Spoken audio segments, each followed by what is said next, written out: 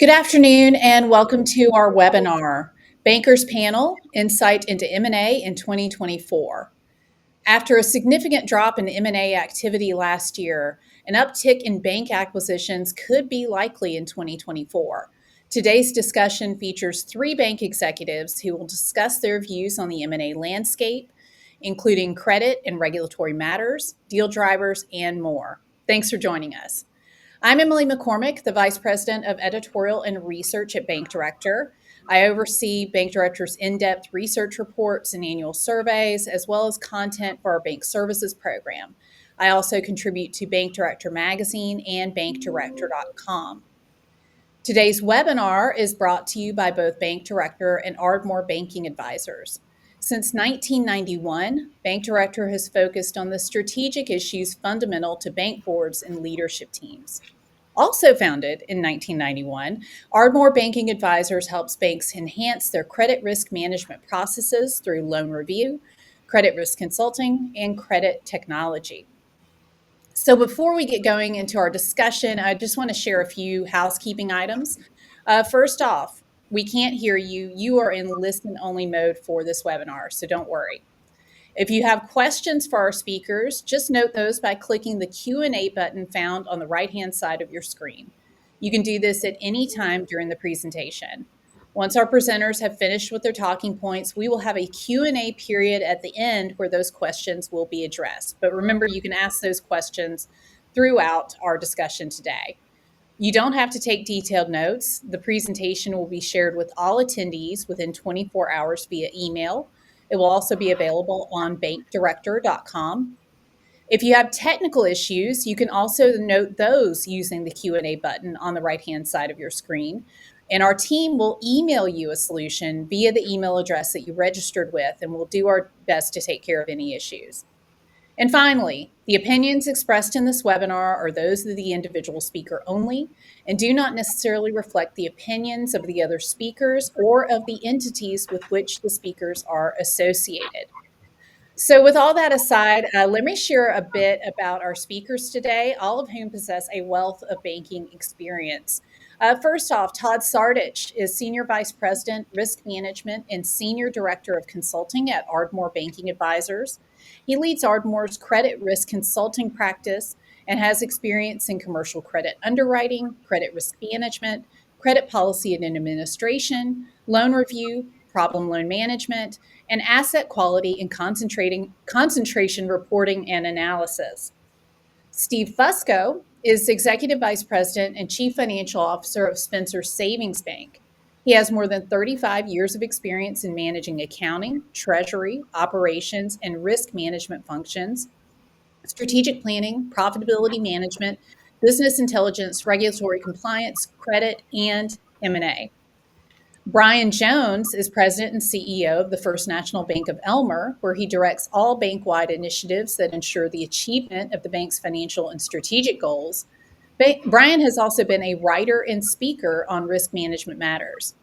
And finally, Jeff Welch serves as Chief Credit Officer and Executive Vice President for Burke and Herbert Bank, where he is responsible for managing the overall credit function, including credit risk management, credit administration, commercial and retail underwriting, and credit policy. He also serves as chair of the loan committee. So with that, I know we've got a great conversation lined up. So Todd, I'll pass it to you. Take it away. Thank you. Thank you. Good afternoon, everybody. Good morning to those of you on the West Coast. We are all looking forward to a very informative and insightful discussion today as we talk about this. So thank you for being with us. Ardmore has performed many due diligence projects and engagements over the last 30 years. We've seen many successful mergers come together, and we've seen others that have stopped prematurely at the due diligence stage. So through those processes, we've observed some variables that we want to consider. The first is sometimes in the buyer's enthusiasm to get a deal done, they often overpay.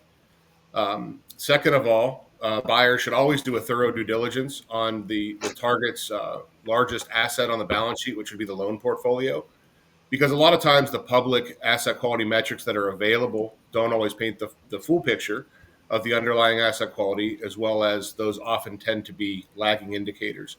And third, and equally as important as pricing and determining a credit mark is culture.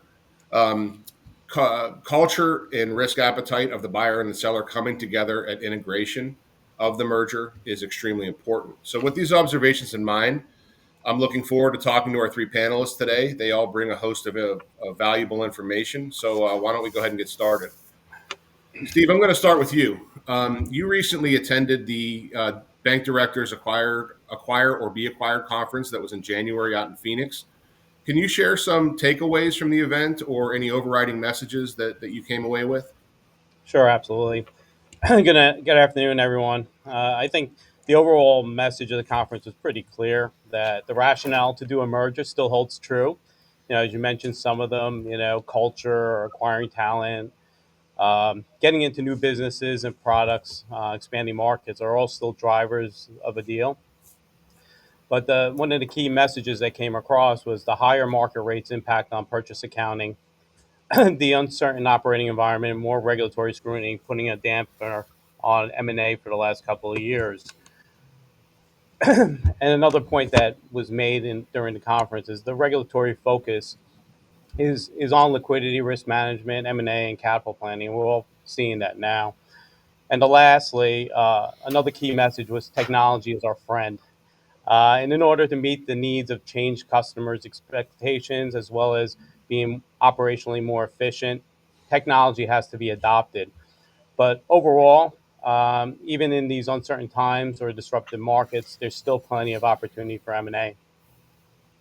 Thank you, Steve. Thank you. We're actually going to talk about some technology matters and some regulatory information and their impacts on M&A later. Brian, you were also in attendance at that conference. Did you have anything you want to add to Steve's comments? Yeah, I think that first of all, I'm appreciative of being here today and being with these fine folks up here with me. I think the conference really kind of made a couple of key points, and that what is the direction you want to go in, and why do you want to go in that direction? Do you want to be acquired? Do you want to acquire another institution? And of course, there's a third choice, which is to stay profitable, safe, and independent. So there's three different directions you could go in. But I would urge anybody who has the opportunity to go to this conference, go to it. It was one of the best conferences I've ever attended. Um, the process has become a little more complicated over the last few years. I think there's around 98 mergers and acquisitions last year, and probably 10% more were canceled for various reasons. If you go back, I don't know, 2019, there were over 260 mergers and acquisitions. So it's been a really tough couple of years, I think, and I think that there's been a lot of downward pressure. And I think we'll talk more later on about maybe that's changing a little bit. Yeah, and actually, we're going to talk about that next. I'm going to actually turn to Jeff. To Brian's point, 2023 was a historically low number of M&A transactions across most industries, and particularly banking. I think it was around half of what we saw in 2021. To Brian's point, this was due to a number of factors. Rising interest rates, declines in stock value. Do you see this significantly changing, Jeff, in 2024? And if so, how?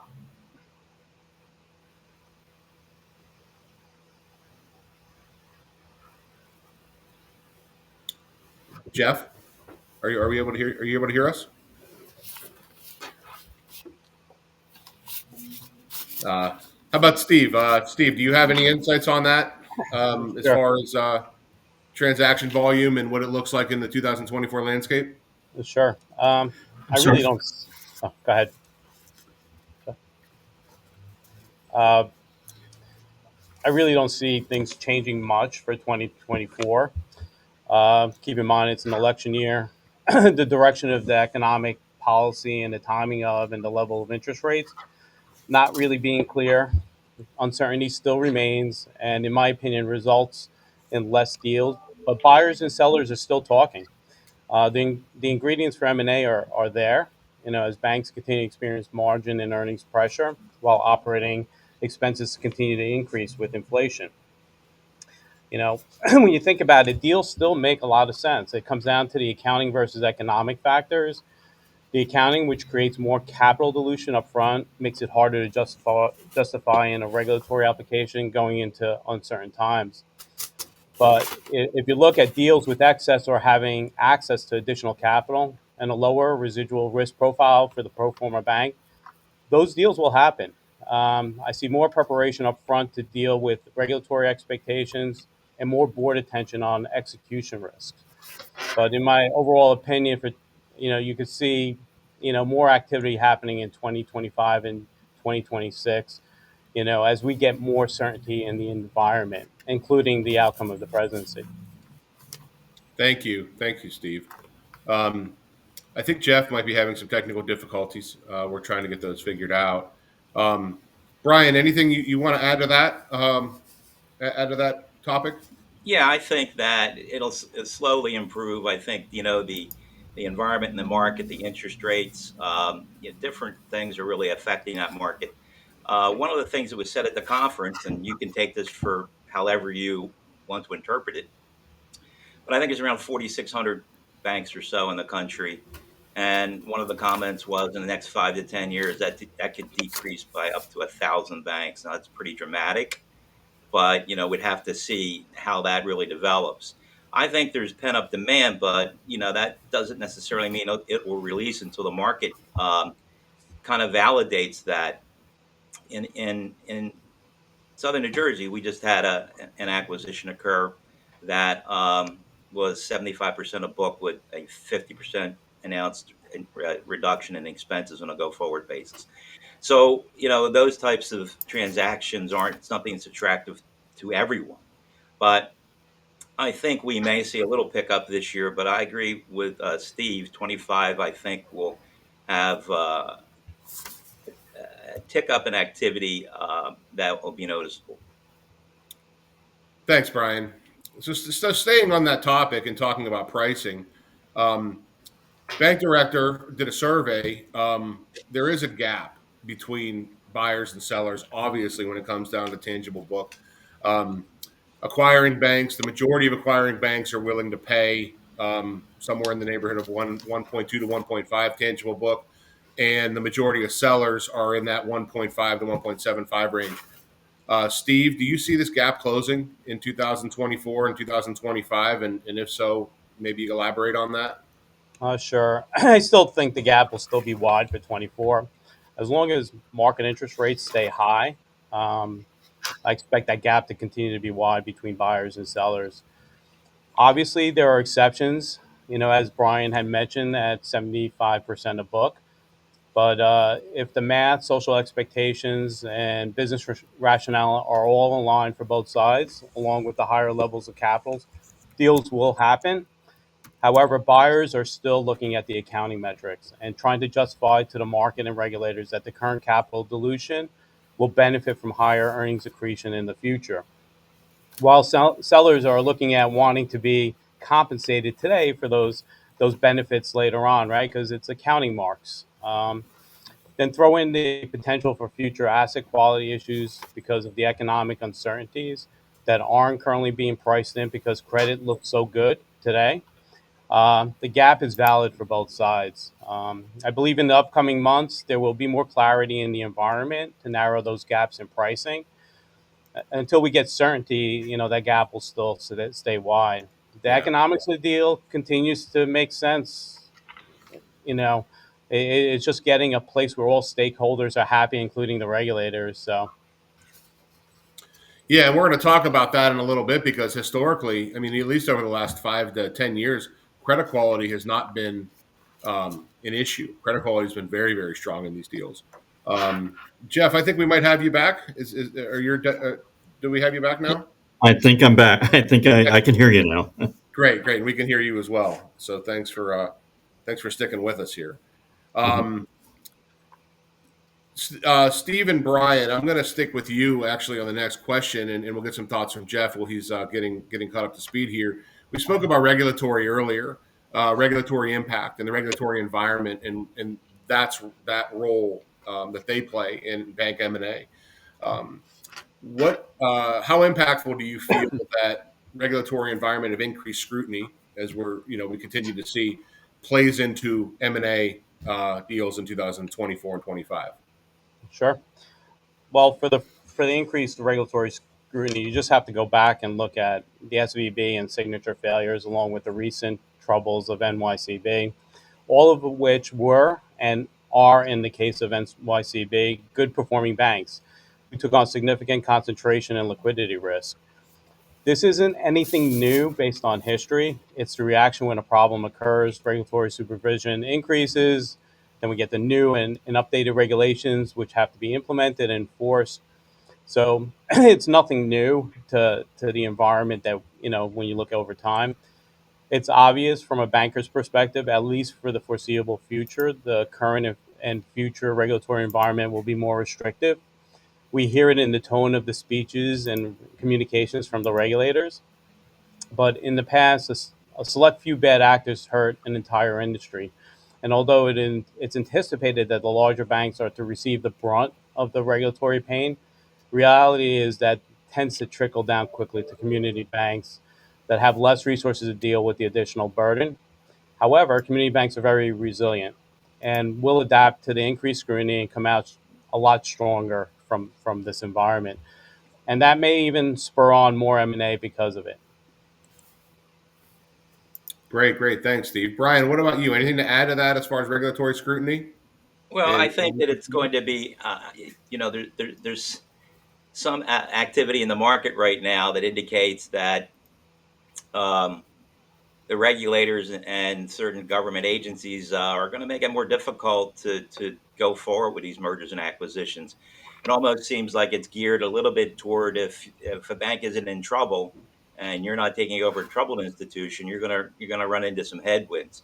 Now, the one thing that I really want to focus here, I want to focus on is that it's your regulatory relationship when you start to do this, right? So, as an example, let's say your regulator is out of Philadelphia. Well, they may not be the people that are making the call, and most likely aren't on how you proceed. They're not the ones reviewing everything. So, if those folks are in Washington, that's where you got to have your relationship. You got to meet those people. You got to talk to those folks, right? You want to be dealing directly with the people who are going to make a decision about how your process is going to go forward. And I think sometimes that isn't done in the beginning, and I think that causes big delays sometimes. So I agree with everything that Steve said, but I would really caution folks, if you're going to move forward, make sure that you're connected with the right people, the ones making the decisions and the ones guiding your progress. thank you, Brian. Thank you.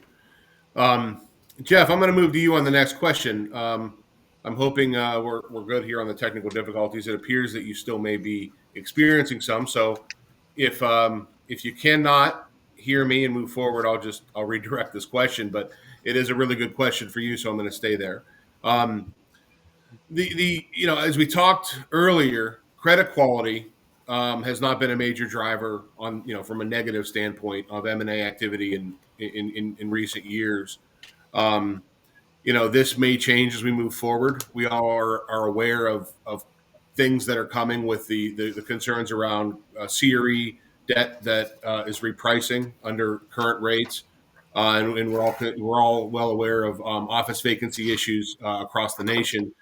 Um, so to that point, can you talk about the importance of performing a thorough loan portfolio analysis, digging a little deeper than in the due diligence process? Bankers are often relying on models and other things. How important is a thorough due diligence, drilling down to individual credit review in the process? Well, I think it's critical when determining the pricing and digging down, and it has to be done. You have to do more than model. Modeling is fine when you're looking at homogeneous loan pools, really smaller credits.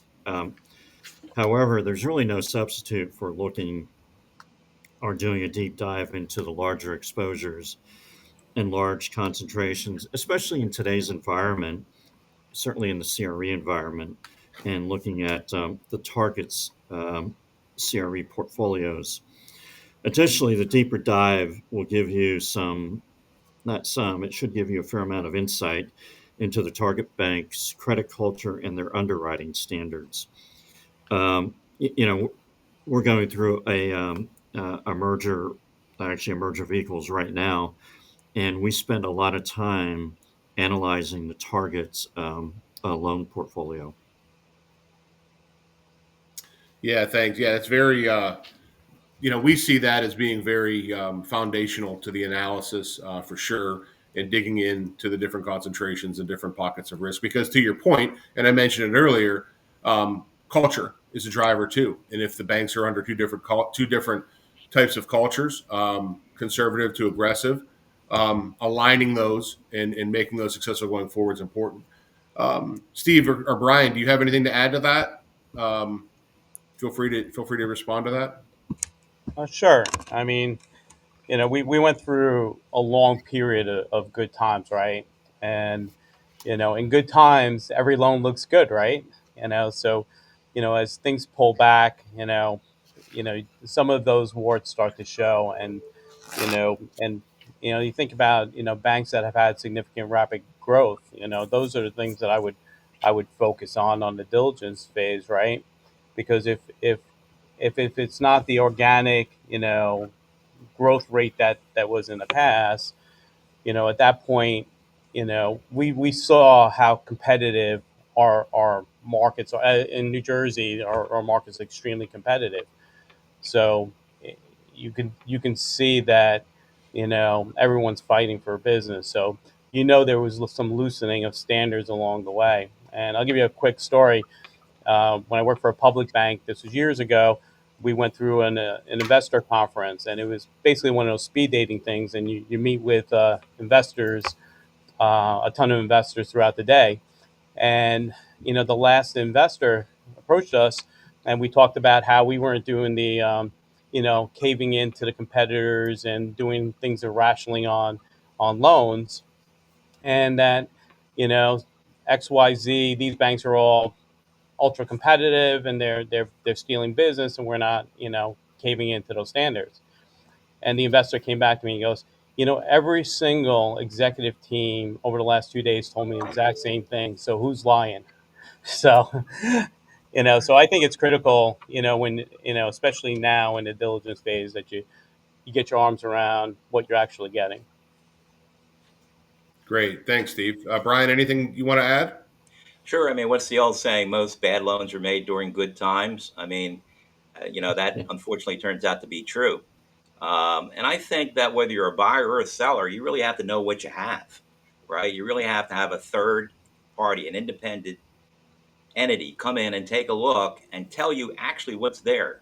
You need to understand what you're selling and you need to understand what you're buying. And I think that's always a critical factor.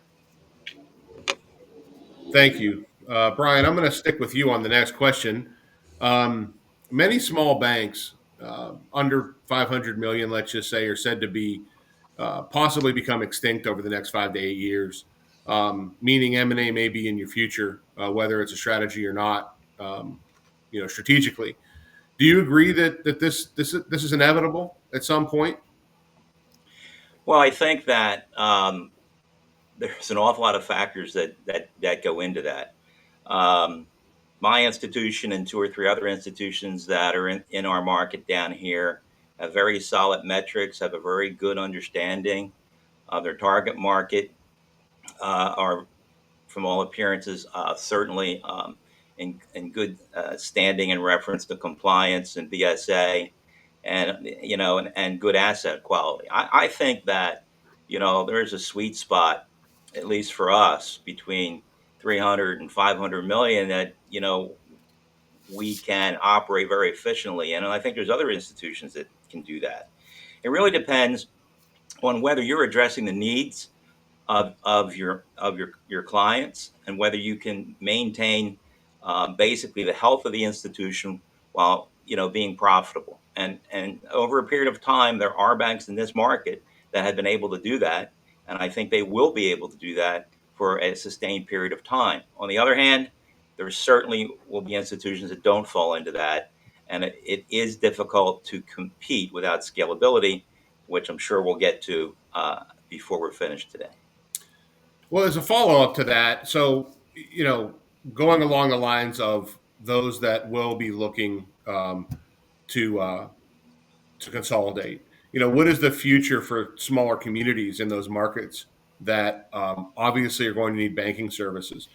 Is that something that is going to be regulatory or politically, assisted, or do you have any thoughts on that? I know it might be a loaded question, but What do you mean it might be a loaded question? Um, yeah, I have thoughts about that. I think that community banks such as ours serve a need in the market that isn't served by other institutions, nor do they necessarily want to serve that need. I think that there'll always be an opportunity for smaller, locally based community organizations as long as they can compete, right? As long as they can serve the market needs. I was reading about a survey, I forget where it was done, Yale, Cornell, someplace like that, and it said that 63% of all individuals who open their bank account online, eventually wind up inside a brick and mortar place. And 62% of all commercial accounts that are opened online or electronically wind up inside a building. Now, why is that? Because sooner or later, even though things are changing rapidly and there's a transference of wealth from one generation to another, and the generations the wealth is being transferred to have certainly different needs and wants than the baby boomers. I think there'll always be a need for it, and we'll have to figure out how to serve people. You know, you have people, as I call it, out in the hinterland that need banking, and a lot of it can be done electronically, but sometimes there's no substitute from sitting across from someone.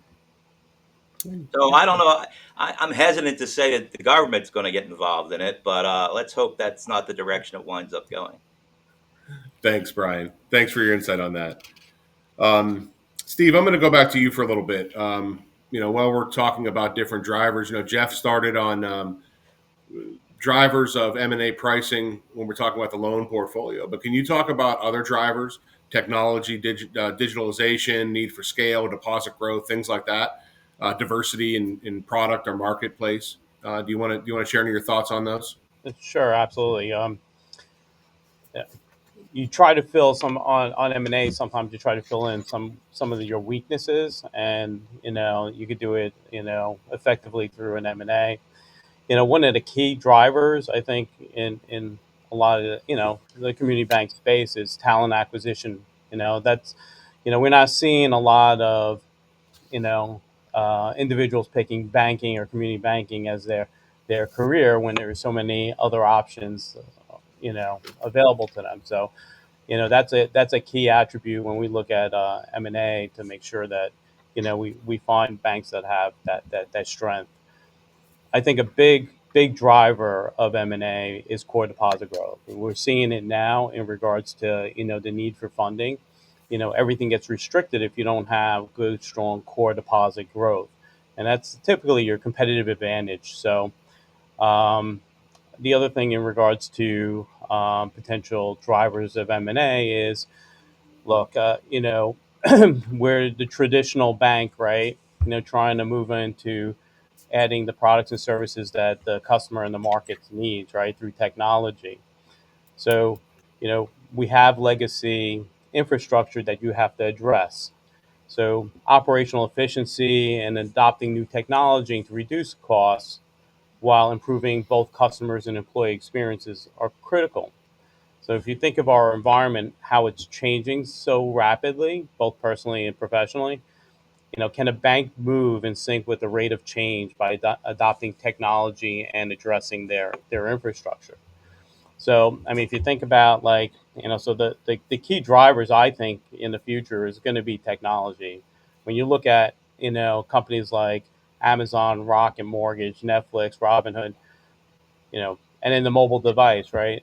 Everyone from a personal and a business perspective is doing things so much differently. So it's how fast a bank can change with that, and it really comes down to ease, instant gratification, and the importance of experiential feelings are the drivers. So the challenge is not to overlay the new technology over legacy systems, processes, or committed costs like real estate leases. It's finding a way to adopt the technology and more critical than ever. And that could be the difference of where you sit as a buyer or a seller. Great insight, Steve. Thank you. Jeff, anything to add to that that you wanted to discuss before we move on to the next question? Yeah, I would agree with yeah, I would agree with what Steve said. The other aspect I would consider when looking at M&A is the potential geographic diversification, and sometimes that's an opportunity to move out of your home market and provide some additional uh, uh, diversity with respect to the geography. You know, when you mentioned organic growth is extremely expensive, and as Steve said, hiring the right people is critical. And you hope through an M&A process that might be a better, easier, whatever way of hiring the right people or getting the right people in your organization. Great, thank you, Jeff. Brian, anything to add on that, or the difficulties of, difficulties of organic growth in today's? To Jeff's point, it could be very expensive. It could be very difficult. Yeah, it's Um, very challenging. As Steve pointed out, New Jersey's crazy competitive, and across the board, not just on the loan side, but on the deposit side. And I think with mergers and acquisitions, you have one or two key points that you want to get. Jeff was talking about geographic location. You want to diversify, maybe get into a different market. Are you trying to fight deposit decay, and you want to pick up deposits? There's always a couple driving forces here that push you in one direction or another. mhm. Organic growth is expensive. It is difficult, and our market very challenging. Great. Thanks, Brian. Um, Jeff, I'm going to go to you. Before we get to the Q&A portion of the discussion, I want to finish off with this, and then I'll get some thoughts from Jeff and I'm sorry, from Steve and from Brian. Um, how critical to a buyer is it to have a third party perform or assist in the due diligence process from an industry expertise standpoint, from another set of eyes? What are the considerations or things that you're looking for, or you would look for in that process to assist you? Yeah, we think having a third party in is critical for us, especially when performing and establishing the credit marks. Um, as we go through our acquisition, it was important for us to have an independent point of view come in. It's important on a couple levels. It was important to our investment bankers, and with respect to their fairness opinion. So that was one aspect of it. A third party also provided us with some additional insight into the target's credit culture and credit administration, to try and take away maybe any preconceived notions we might have had or did not have. It was good to have an independent party look at it, at all of that for us. We can't stress how important it is for us anyway to have an independent third party come in and help us establish the credit marks. Now, having said that, we also went behind the third party and did our own due diligence. Mhm. And I'm happy to say the results weren't much different than the third party, but we were able to spend far more time after we did the initial due diligence and dig deeper in the portfolio. What the third party did for us is help us establish the roadmap in terms of where to look and what to look for. And you know, on top of all of that, remember we all have day jobs. To take X number of people out of their day job and start due diligence. A bank our size, we're at 3.6 billion. We just don't have the staff to do that, and we realized that early on we had to go outside. Thank you. It's interesting about the due diligence process. I mean, a lot of people believe that it stops, at the initial point of contact. The due diligence of the loan portfolio, for example, the establishment of the credit mark, the deals announced. But really, a lot of banks are continuing that process forward all the way to closing. there are, there's new problems that come up. There's new loans that are booked. There's new risks that are uncovered in that process that weren't present, say 6, 7, 9 months ago. So you mentioned, continuing your team internally, even with the assistance of a third party, continuing along that path through the process is very important to continue to bring that to a resolution. Steve, do you have any comments on that, or Brian? We can go to you. Sure. I mean, I agree with Jeff. You know, the the principal reason is gaining expertise and experience that you probably don't have on your staff or across your whole staff, and you know, limited resources, right? And you're trying to do this over a weekend or a short period of time. So having that third party to assist will help you get it done more efficiently, right? You don't want to bring in clerks into the process because the whole process is highly confidential as well. And the last thing I think, Jeff touched on it. You're buying a bank for different attributes and maybe different skill sets or different product lines. Sometimes your existing staff may not be familiar with those things or may have a tainted view towards them. If you're trying to get into, I'll give you an example, as a savings bank trying to be more commercial, so there may be some more, view of being conservative versus getting an independent view of it from the outside. So I think it's very critical in the process, and also incorporating your existing team, in the process, because ultimately they'll be managing the portfolio and those relationships. Great insight, Brian. Anything you want to add before we go over to Q&A? Yeah, I mean, I totally agree. Certainly, we wouldn't have the assets to be able to do that efficiently. And I think, when you're talking about credit marks, in a relatively, if you're acquiring a bank $500 million, maybe you could absorb a $5 million credit mark. But are you going to absorb a 10 or a 12 or a 15? And if you do, what happens? You dilute the price. You could reduce the price 20-30% depending on what that credit mark is, and all of a sudden the deal doesn't work. You have to know what you're doing. You have to see it. Great, thank you, Emily. We're going to go back for Q&A right now.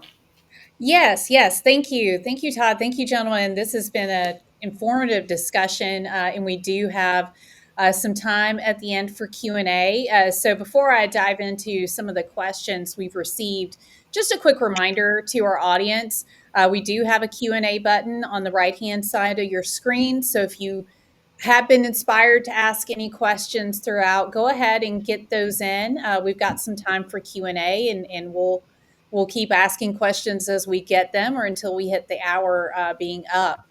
So feel free. There's still time to submit that question. So, gentlemen, the first question we have really gets into due diligence and making sure that's a thorough analysis of the loan portfolio. So the question is specifically, how conservative should you be when putting a credit mark on the loan portfolio? Jeff, I'm going to ask you to go ahead and take the lead on this. We'll just continue on right into the discussion. Yeah, I'm not sure what conservative might mean. I think, and Brian touched upon it in terms of the credit marks, you have to be as accurate as you and realistic as you possibly can be. Otherwise, if you're just conservative, you're going to either blow up the deal or have a whole bunch of goodwill or something you don't want to happen. So understanding, the portfolio during your due diligence process and establishing the appropriate marks is critical. Now, part of that is interesting because, Steve had mentioned earlier about due diligence sometimes occurring over a weekend or confidentially under a tighter timeline. There is an element of the unknown, when you're doing this. You don't have the access potentially to talk to all the credit officers or the lenders. You might not have the full credit file information. So how do you account for that unknown part of the puzzle, to make sure that the piece that you didn't account for doesn't come back to haunt you closer to the close. All right. Well, I think we can go into our next question. And this is really diving into where we're at in terms of the interest rate environment, and that the fact that that has made difficult deals somewhat more difficult to come together. So do you see that changing? Either, does the interest rate environment change? What prompts that change? Do we see that change? I think is the question that's intended here. Steve, would you like to take a shot at Sure, that? sure, absolutely.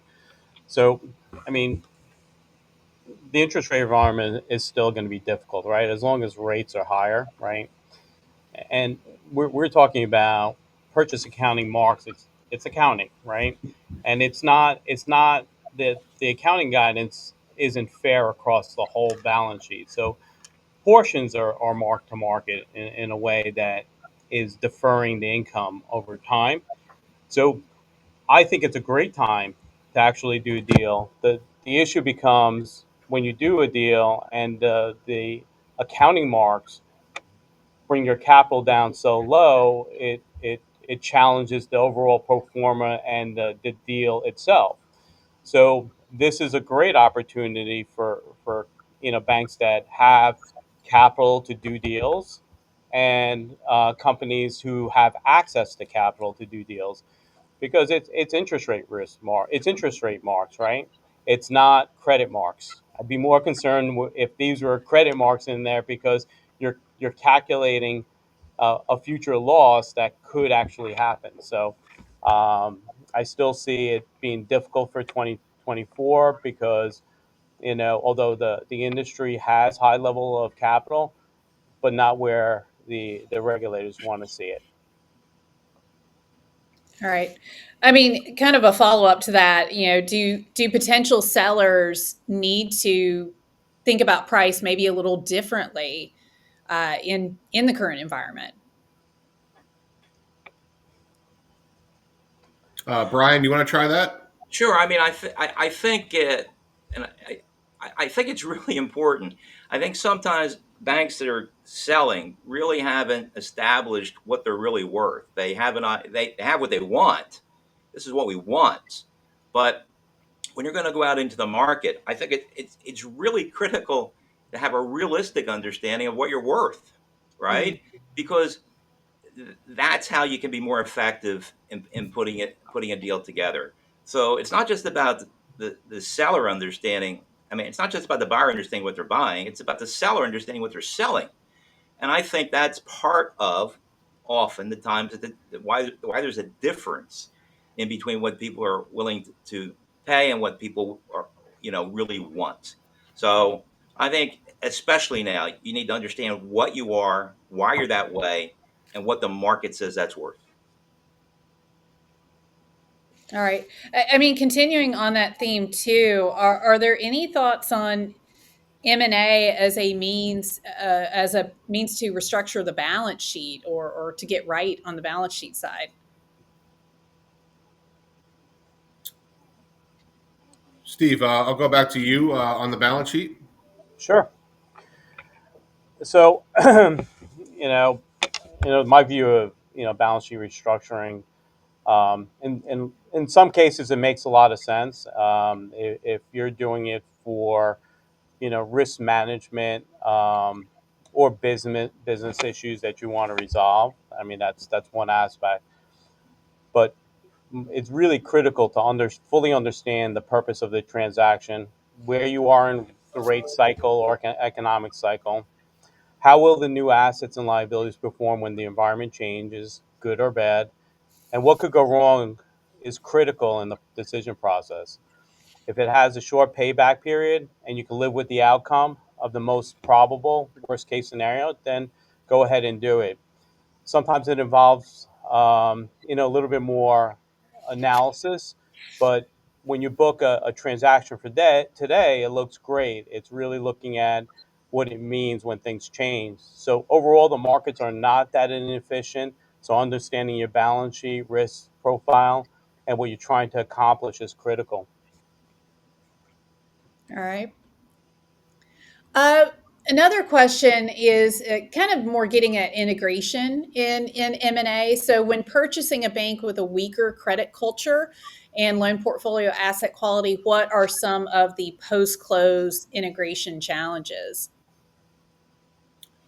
Jeff, I'm going to ask you to talk about that, if you would. Well, there's lots of challenges at that point.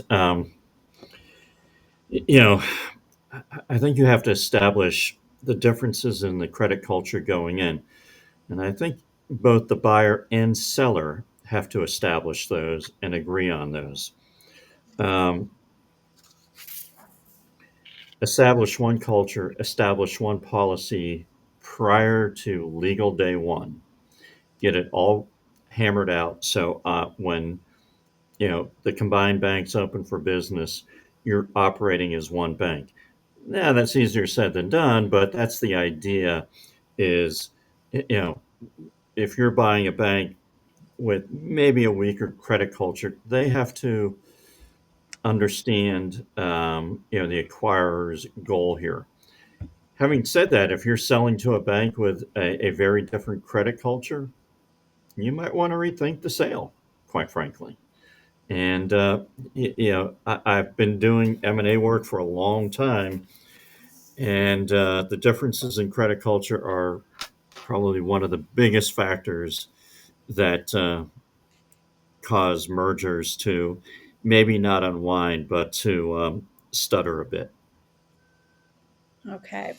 Well, it looks like we have just one more question because there was some great advice earlier in the discussion around what's going on the regulatory front and strengthening the regulatory relationship, and great advice around connecting with the right decision makers. But is there any additional advice for strengthening that regulatory relationship to try to move deals forward?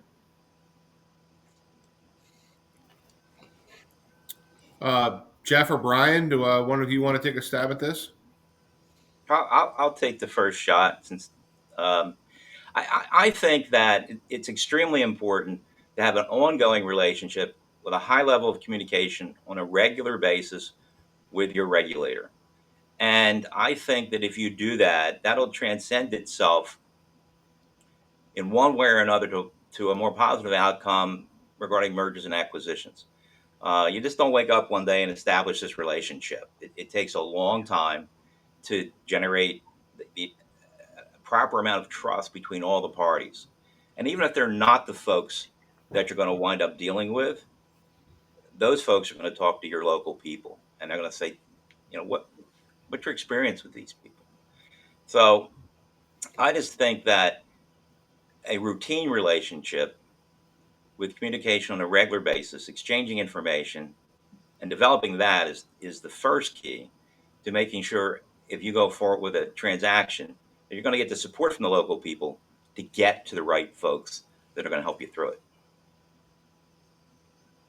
Yeah, I would agree with that. I think it's staying in constant touch with the regulators is critically important, so they understand what your intent is, how you're going to look at the deal, and really they understand your ability to absorb this acquisition.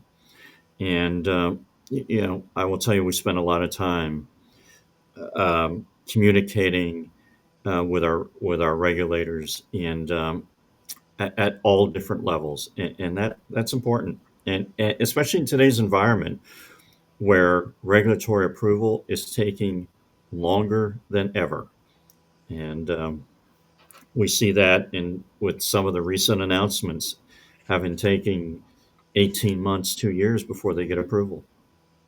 And I don't think that's unusual in today's environment. So throughout that period of time, you better stay in touch.